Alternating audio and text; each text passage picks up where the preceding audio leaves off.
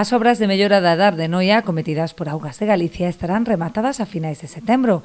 Aínda así, a entrada en servizo da depuradora non solucionará por completo os problemas de saneamento, posto que tan só depurará ao redor do 40% das augas.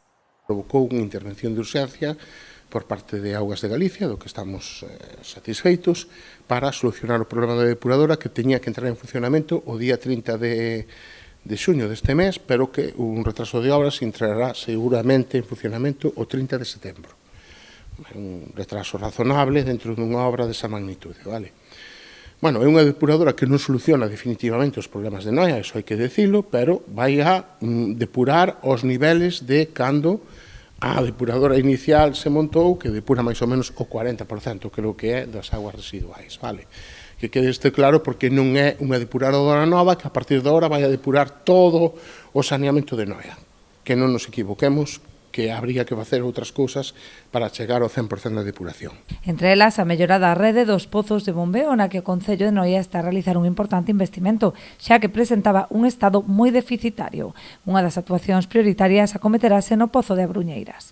Unha actuación íntegra, completa, de restaurar o pozo que estou indicando agora, que está licitado e está adxudicado agora, vai empezar a obra, vai a meter unha bomba nova con un sistema de trituración, antes era un sistema de peines que non funcionaba.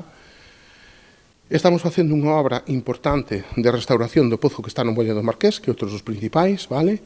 Que aí non se cambian o sistema de momento, pero vamos a facer unha inversión importante, que se van a todo o sistema de cadenas, se va a poñer un sistema de cadenas novo e un sistema de engranaxe, que é o que move os peines de filtrado da porquería.